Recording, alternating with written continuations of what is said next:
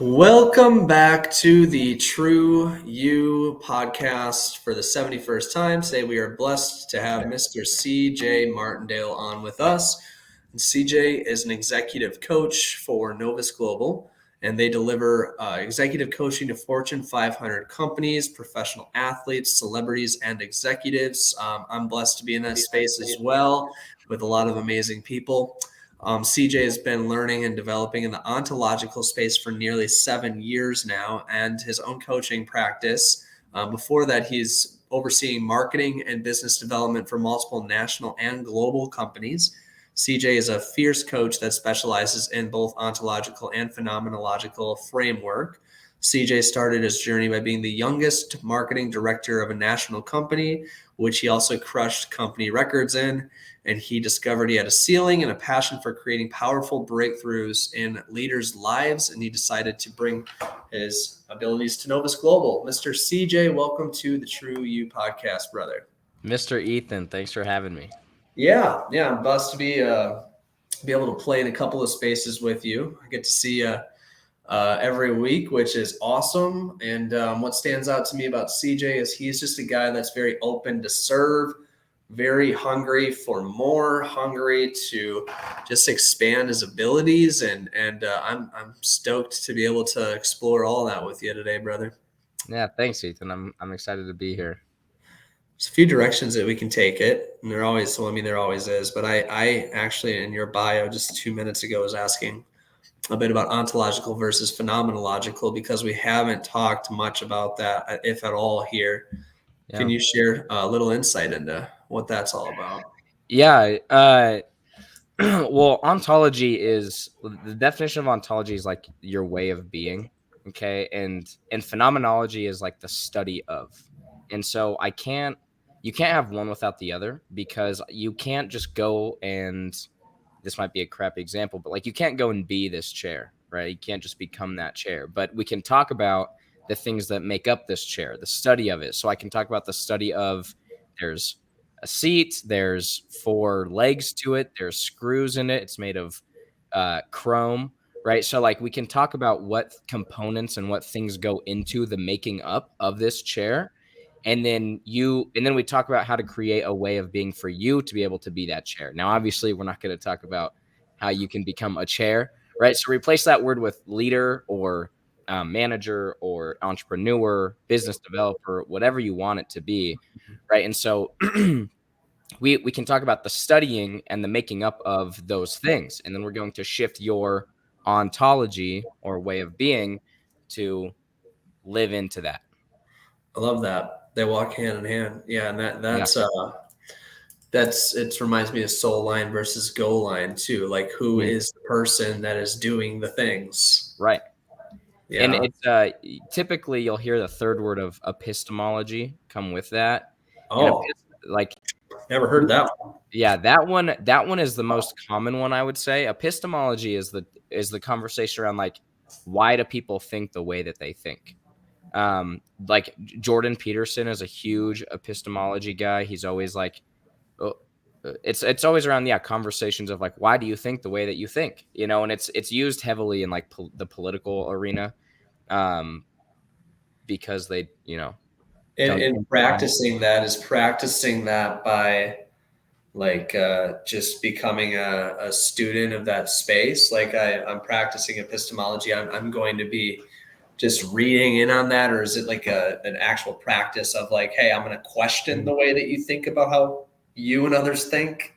Yeah, that's really good. Like the term epistemology itself only means like why, like thinking the way you think. Now, if you become a student of epistemology, right, it would be someone who lives in like pure curiosity, like someone who is always open to being 100% wrong about everything, possibly, right? Like, and that becomes a pretty hard thing to adopt. Like I find myself trying to do it a lot, and it is very difficult. Like, how can I always take the stand where I'm wrong? And that becomes pretty difficult at a lot of times. Yeah.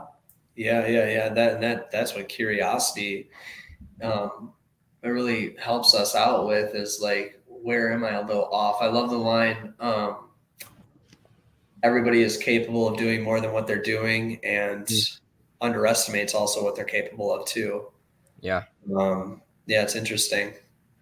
Uh, Optimal. So those, like, it to me, like, I'm just having a vision in my mind right now of what we talked about on our call this morning too. It's just like the bicycle and integrity. Mm. And in Novus Global, our firm that we're with, CJ's kind of the integrity guy. Or that's what Yeah. I'm seeing Yeah. is the label that we're garnering for you. And I know, on this podcast we've had experiences with go live values like ownership. We've had experiences a lot with growth. We've talked about love. We've talked about vision a lot. We haven't talked a ton about integrity, and I just thought, well, what an opportunity for Siege to drop some Yeah. knowledge on the crowd. So yeah, what's just your overall, experience with integrity and the meaning of it, and then Yeah. maybe if there's any juicy details within that to Yeah. share. I'll start with my journey because I think the beginning is how most people view integrity. Right? So in part of my bio where you read off marketing director for a national company, when I started at this company when I was like 16, and they introduced me to this idea, diverse way of thinking around integrity. And so just like 98% of people, I would say, before I started that, I believed integrity was like it was a virtue. Like it's good, bad, right versus wrong. You either have integrity or you don't. You look at someone who has integrity and you're like, they're a good person, right? And it's held to this like high moral standard. And that's how I thought of it. Now, what we realize when we talk about integrity, when Novus talks about integrity, when we bring how we're going to talk about it for probably the rest of this podcast, is we find that the morality piece really gets in the way. Mm. Like if someone is more interested in looking good versus like keeping their commitment or honoring their commitment or outing themselves when they have not kept their commitment, it really gets in your way, right? Like it becomes really hard to become a person who is outing themselves because they're more interested in looking good. Right. And no one who's listening has to like believe me in that. You can just look in your life. Like when you don't do something, it feels bad. When you tell someone you're going to do something and you don't, it feels bad. Right. And We sorry, yeah, that's just like, in our call today when we were talking about integrity, we broke down, we rated ourselves 1 to 10 with our integrity, like following through on what we're saying we're going to do with ourselves, and then on others. mm, It was always lower with ourselves for every single person on the call too, which is yeah. Yeah. Why do you think that is? well, because we can get off, we can get away with it. Yeah. And we don't have to worry about the survival instincts of looking bad to ourselves as much as others, and we want to please. Mm, And one thing that was brought up on uh, that meeting was, uh, Rosie shared. Well, I actually have noticed that when my integrity increased for myself, that I became much more grounded and confident, mm, and really was pure in all those other spaces with others, right. which I thought was beautiful. Well, yeah, because integrity, when it's to somebody else, you're interested in looking good. So you're going to keep it to them. Now, something you brought up is like it is easier to not keep a commitment to myself, but it robs you of like peace of mind pretty heavily. Uh, if you don't keep a commitment, because we say in Novus like high integrity is the highest form of self care. We say that because like when you don't keep a commitment, you know how that feels. Like that feels really shitty. If you just like don't do anything or you don't do the thing you said you're going to do and you don't out yourself about it and you're like, "Damn, I really should have like gone to the gym today." Like I felt like that would be good for me, right? And so that's like keeping high integrity, keeping up to those things that you say is the highest form of self-care. Uh and one other thing that you mentioned is that's like I don't want to pass is people don't relate to their word or their commitments as if that's who they are as a person. if that makes sense, right? Like most people Right. think, Yeah, break that down. People don't relate to. Say that again, please. yeah, yeah, most people don't relate to their word that is who they are as a person. Mm. And that's actually, there's these things called veils of invisibility, and I'm not going to get really deep into them, but one of them is not seeing that who you are as a person is your word. Okay, and so that's a really diverse way of thinking. If you're like me, a lot of people listening are like, whoa, that's crazy. Like, I'm not my word. I'm my thoughts, my feelings, I'm my emotions, I'm this body, right? Like I'm a soul. Okay. Like people will say whatever, whatever. And I'm not saying that I'm like that that's a fact that who you are as a person is your word. I'm just saying if you take the stand that who you are as a person is your word, you're like exponentially more likely to do things that you say you're going to do.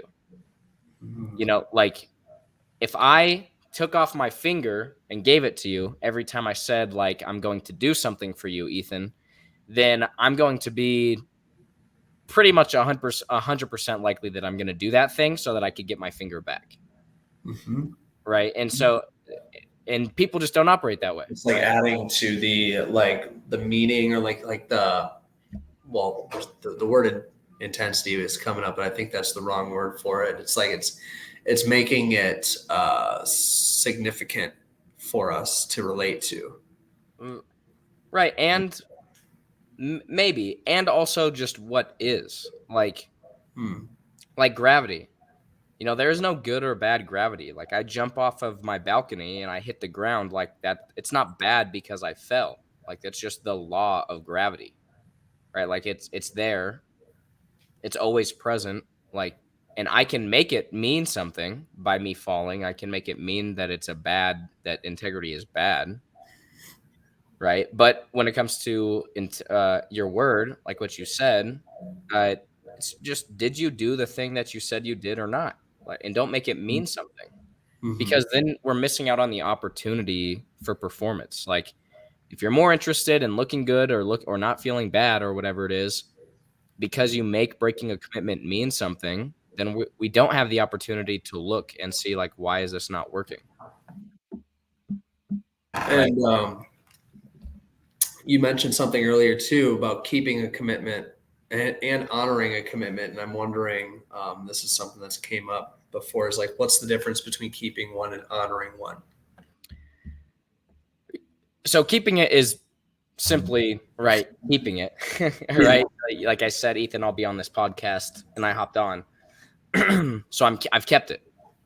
The way to honor it is like you clean up any mess. So if let's say I was going to be 10 minutes late, as soon as I knew I was going to be 10 minutes late, I would have picked up the phone. I would have texted you or called you and been like, hey, I'm going to be 10 minutes late. Is there any impact on your end?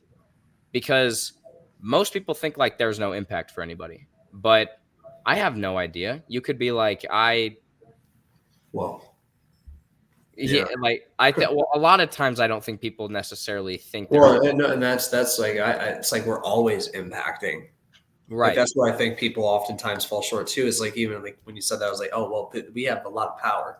I think people don't oftentimes, well, for the most part, even understand how much power we have and how every interaction, every experience that we have is actually impacting Mm, the universe, everything in some way. We're right. being impacted. Well, that's why we always encourage clients like like we practice the stuff that we're talking about here. So like anytime I've showed up to a coaching call late like once or twice, and I'm like, what's the impact?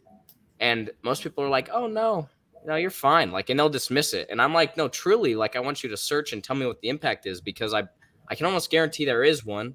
And I want to dissolve it first off, Mm-hmm. and I want to clean it up and honor my word. Um, and secondly, we want to see what the opportunity is. You know, like for example, if you and I were going to go grab like lunch or something, and it's like 2 hours before, and I'm like, hey man, something came up, I can't do lunch anymore. Like you might be like, oh, totally fine, man. But if I had you really search, you might be like, damn, like I kind of moved my day around, or I had some emotional investment to see you. Like I wanted to chat. I have some things on my mind. Right, Yeah. so there's like an impact with like you said, like probably everything. Yeah. Yeah. Now what I'm thinking is like this is all gold. It's very good content. I'm like, okay, how can people grab onto this and your like experience with Mm, this knowledge? Like, how would you invite them into it? that's a really good question. Um, if we're talking about how we introduce this podcast around ontology, um, I would see what your way of being is around your word now. Like probably get grounded and be curious and be present to like how do I relate to integrity? How do I relate to my word is probably the better question. Like when I say something, do I do it? And try and first off try and be brutally honest with yourself. Like, yeah, I say I'm like, how do you show up when you say you're going to be on time? That is a very good low hanging fruit that we could always talk about. If you show up on time, you're going to be, or sorry, if you commonly dismiss time, then you're probably someone who does not have a great connection to your word.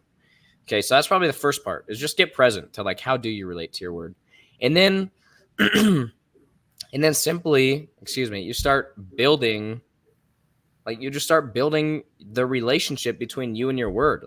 The way you're because like I said a little bit ago, your word and strength or sorry, the relationship between the two create two things. One is quality of life and two is power.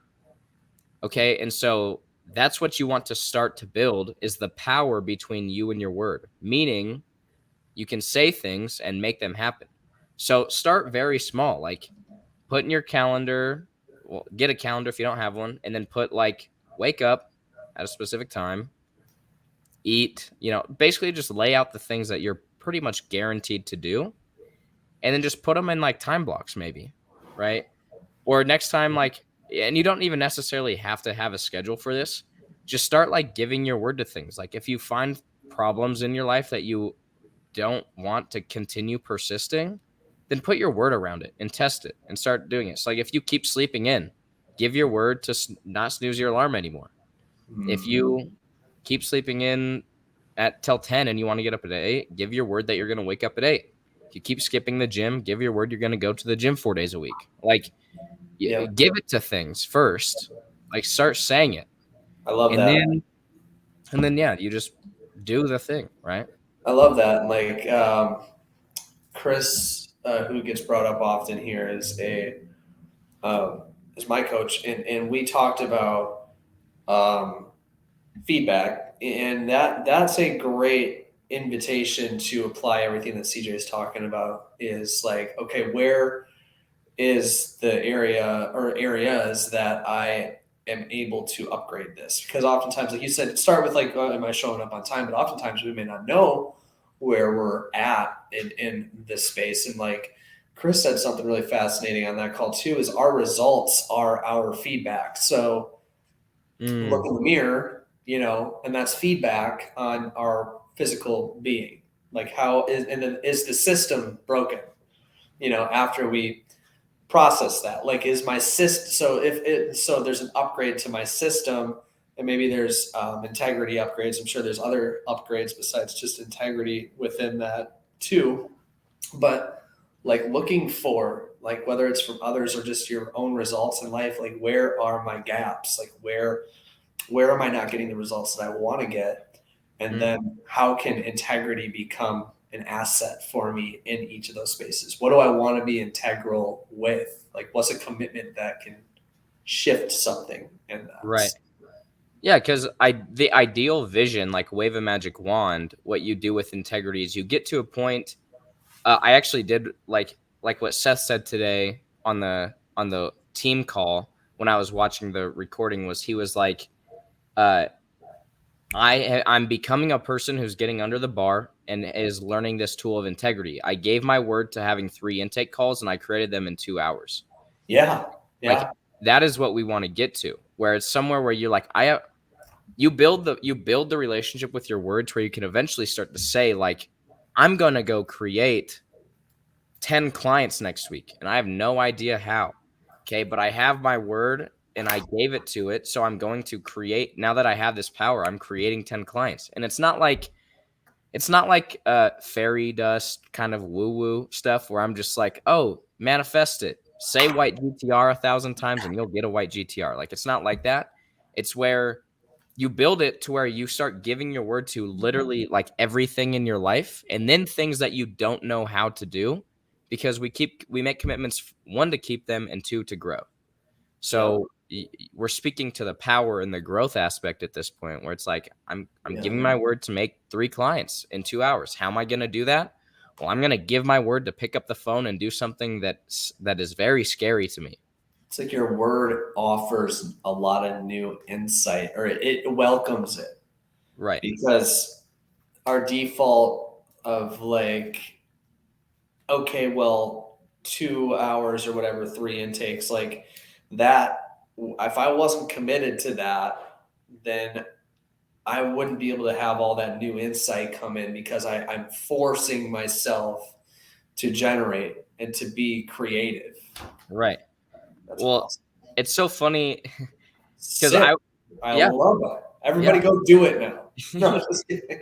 Well, see, I But was like holding, seriously. I was holding the space for Seth when we were doing that, and I had to hold a space for him for 30 minutes before he was like, all right, man, like I'll make the calls, because he was against it, because how most people operate is they're abiding by their thoughts, feelings, and emotions. Like, he did not feel like making those calls, and he had a lot of thoughts that were telling him like, you're gonna fail, and like you're not gonna get the results, or what happens if you fail, or this, you're more interested in looking good, Seth. Like, just don't do the calls because it might reveal that you're not good at calls, Seth. Like, so that's how most people operate. And so what happens when you start to strengthen the relationship between your word is those thoughts, feelings, and emotions just get quiet, because I can, like, they're always there, but I can just like set them aside and say like, no, I'm more committed to making 3 clients in 2 hours than I am about like feeling crappy, because I'm not. Right. So like, I'm just going to set aside my thoughts, feelings, and emotions, and I'm just going to do the thing that I gave my word to. Yeah, and then in come the new thoughts, feelings, and emotions that are more resourceful for you. Exactly. Yeah. Yeah. Because Like, once he oh, go ahead. oh, no, it's just beautiful, because I'm just envisioning like this as you're speaking, and like I'm processing, like actually removing emotions from decisions, and from Yeah. like just what is actually aligned, if it's an action or whatever, to my vision, and just remove emotion. I think neutral energy is very resourceful for new information and for aligning yourself to the appropriate actions. Like, Mm, not too excited, not too down. I mean, right. I have an excitement problem. I jump into places. Yeah. So it's like, excitement bombs. Andy Allo's on the podcast. We call them excitement bombs. It's like almost ground and be neutral in that too before you. Mm, mm. I love that. That's a very like interesting thought around how can you be fully neutral even around like optimistic thoughts, almost, or like too positive, I Yeah. guess. Like, I don't know. I'd love to hear You're your talking thoughts. to a guy that's got a lot of experience in that. I've thrown myself off because of high energy optimism, and like what that does to me is it inspires a lot of action, and it takes me away from grounding. Okay. And I Is that love, and I think the energy is great, but I think like the grounding is very powerful too, to just pause and slow down in, and I think grounding is neutral. okay? Or Yeah, I agree. yeah. This is like the first time I've even processed this out loud, so it's interesting. Like, I think that's, and I'm willing to play with it a little bit with you, but I think that in grounding, or in just like what's the most resourceful way to align these actions or whatever I'm about to step into to my vision, I think it Mm, comes from I'm going to remove all emotion right. and just zoom out and look at it. Yeah, that's really interesting. Um, like, because I'm also processing some parts of this too, like how that plays in with integrity. Because when I ground myself, I speak into existence what my way of being is going to be during a call. Like, Mhm. so like I'll say like I am love, I am power, I am curiosity, or something, right? Yeah. Whatever they are. And then when I find myself drifting into thoughts into while I'm in like a call, like a coaching call, like I will take a moment and I'm like, hold on, this is not in line with what I grounded into being committed to. So I'm gonna pull back the curtain and say, like, no, get recommitted to power, Yeah. love, and curiosity. Yeah. Like acting out of that way of being, but like even the, I think curiosity can be loving too. I find myself the most curious when I'm just blank, Mm, when I'm nothing besides just like there, like and mm. taking as much in as I can. Yeah. Uh, yeah, it's interesting. It's interesting to think about. That's like, I don't know if you want, like, if you want a specific direction to go in, uh, but for me, like, that is always a really, really big question I've been in around coaching, or like, and we can take the word coaching out, but just like how to be when you're in like meetings or with certain people, or like how do you hold a space where you're like listening for them and not like listening on how they are seeing you. Well, I just had a meeting before this, and it was not an intake, but a curiosity sort of generating like what's aligned meeting. Right. And I like to, I'm faith oriented. I pray into it, and I notice now, and this is something I've recently started doing, but I notice now my energy internally. How am I actually feeling as a human being in this space? Because I ask like, who am I committed to being? But then actually I skip out on like, what am I bringing in here Mm, that's internal? And mm, how do I feel about that? mm, And sitting with that for a second and noticing if there's anything off or anything that's not serving. And then like just asking that thing, like, or asking myself of that, like, I'm not going to bring that in here. mm. And a lot of those things were, how am I going to look in the past, or how am I going to get something? Right. And that, I think just being aware of that, and then just being like, okay, now, and actually it's funny, with the words that you said were exactly what I told myself too, is like, I'm only here to serve. Like, Right. I don't give a shit if she ends up doing whatever the hell she ends up doing. Like, it doesn't Mm, matter. mm. Um, and yeah, it's That's interesting. yeah, that's awesome. You're speaking to, like, for anyone who's been in Landmark, you're speaking to this thing called already you're already always listening, where it's essentially like it's a filter that whatever is being said goes through this filter and is processed to determine like how you are hearing it. Like, everyone has a filter in order to. So like if I'm listening to you, Ethan, like I'm formulating or accumulating a response in order to respond, in order to be heard, in order to look good. Yeah, Like it's all in order to, rather than like full presence. you're Uh already always listening. I like that yeah. line. Yeah. And you're already always listening. It And is it's an intense topic that we could And talk I about. wonder how many little experiences, or even big experiences, but even little ones are more significant for us to talk about. I wonder how many little experiences we bring into the next experience we have with this person from the past, that we are defaulting to, and how we listen to them, and how we Mm, allow them to occur to us. And that to me is like like a preconditioned narrative about what's going to happen in that space, that's going to take away from the curiosity and from serving them. mm, 100%. Like, uh, how I just had this thought. I've never thought of it before, so it'd be really interesting to like unpack. Is that the way memory works for a human? Is like you don't remember the original time it happened. You remember the last time you remembered it. So your memory slowly like lose lose stuff because Yeah, like you're remembering the last time, and sometimes you're gonna forget things. Um, and I bring that up because it's like you're always bringing in like this false memory of past conversations, yeah, and it's creating like false narratives around how you're listening to people. yeah. Even the topic of memory right now, as you're saying that, we're unpacking this, is like, where is it serving, and where is memory taking away from our new experiences, or how we relate to our memories is really the question. It's like, do we allow memories or experiences to determine who we are in any given moment? I Or would do, say, yeah. yeah, or do we get to just use that as information? Um, yeah. And that's where like neutrals, like neutral to me is like remove all of that. Like if there's a memory of somebody, like if I allow that to be like my story for forever, Yeah. or until like, you know, proven otherwise, Yeah. then I am stuck in one way of being, or one way of it occurring, that is not going to open up anything. Yeah. Uh, you're it's funny as you spoke, like it really unlocked like this crazy random thought around what would it look like to be completely neutral in space and time, kind of a thing, where to me that looks like living in current reality.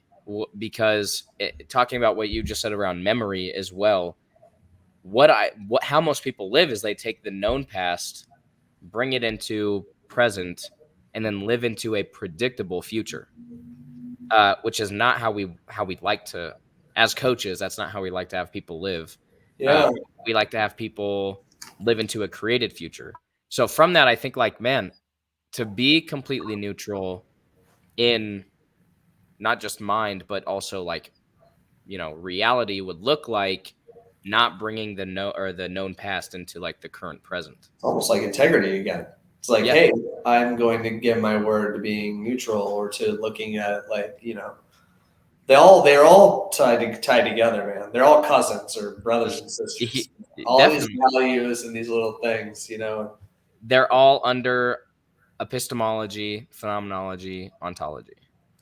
It is fun unpacking all of it, and I think that that increases like the mean, like it. Well, obviously we grow with unpacking all of it and discover new things, but it's just like. I was having a conversation with somebody the other day. I don't remember who, but it's like that's the stuff that you inside of your room of whatever processing life and growth. You go to places you haven't been to before. You get very vulnerable, and you just go out or go into like the depths and the complexities of everything. And then you bring all that to a head, and then you walk out the door of the room into life. And then it's like, Mm. this is now my, like who I am like now. But like I like that. And I mean we're constantly growing and experiencing when we're out there too. But like when it comes to this, like deep diving, or and like, I mean looking bad and being like totally vulnerable with somebody, I think like intentional spaces for that is. Mhm. Yeah, because I mean, it does not feel good. No, some of the shit sucks. Yeah. Coaching people, some of you guys that get coached by us, you're gonna have moments where you're like, fuck CJ, man. Dude, But literally, someone in our firm, like, I remember one of the first times I jumped into the starting my own practice, Gerber was like, he was like, "How many times have you been told like fuck you?" And I was like, for coaching?" And I was like, "Yeah." And I was like, "None." He's like, "Dude, I like to get there as fast as possible because it means I'm doing my job." yeah, I mean, my business partner and the metaverse agency that we have, I was talking to my other friend about that. Like, he makes me cringe on some calls that we're on because I know like what's coming. I'm like, oh fuck, he's gonna get to it. It's like goes right to the pain point, right to it, and sits in a very calm and neutral Mhm. energy, and just like, well, tell me, like I'm you know I may be off, but I don't understand at all how this is serving, and to me it Yeah. makes no sense. And you know, explain that, and like no matter where their energy's at, like pushing against it, because it's like we're eventually in business especially going to end up at a point where whatever that thing is, that pain point, is going to have an impact that could make or break things. And if you get to it right away, if we just poke the bear, you know, and Yeah. get the fuck yous out Yeah. right away, we're Yeah. going to really do all of ourselves a big favor. Right. Mm. Oh, that's so good. It's just the whole curiosity conversation keeps coming up for me. Like, how do I be completely curious to be so wrong? Yeah. about literally everything. Yeah. I think That means that you're an easy bear to poke. yeah. At times I still have my Yeah. limiting beliefs and my very, Yeah. you know, I People mean, like, there's a quote, I forget what it is, the quote that's like, the hardest thing to learn is that which you already know. I yeah, think something being like right. that. Being right motherfuckers don't like to be poked. Yeah, yeah. Yeah. So good. Yeah, this is great, man. I love it. The integrity, the talk, the neutral, the commitment, like the emotions, like all this juicy. Yeah. Can't wait to really well, and I hope everyone listening is getting major value out of it. We're with that 35 minutes went quick, usually does, and with you especially, my brother. That's right. So before we land the plane, where can we find you and what, yeah, let's start with that. Where can we find you, your handles and all that? Yeah, I mean, everything for me is just CJ Martindale. Very simple. Okay. Um, Is Instagram CJ Martindale. yeah, yeah. Okay. LinkedIn, obviously. Yeah. And in this season of life, like what is max value for CJ in this season of life? Like what are you up to? Yeah, that's a great question, man. I currently am most nuclear for me is I'm just expanding my practice. I am taking on high level clientele, and I'm expanding my rates. That's what I'm up to right now. I love it. So if you're serious into, getting into coaching, learning about executive coaching, reach out to CJ, Instagram, CJ Martindale, and is it just CJ Martindale at Novus Global? I'm assuming is your Yeah, email. yeah, yeah. Beautiful. Yeah, we love inviting everybody into the space to get exposed to it and learn about how they can better themselves and others and do all the things and grow. Um, so thank you so much. You're not quite off the hook yet. One more thing before we let you off that hook is a general message to the TRU-U audience. Mm, Whatever's on your heart that you'd like to leave them with. No pressure mm. whatsoever, CJ. Yeah. Yeah, what's on my heart? That's a great question. Use your heart to create energy, and then use your word to create the action.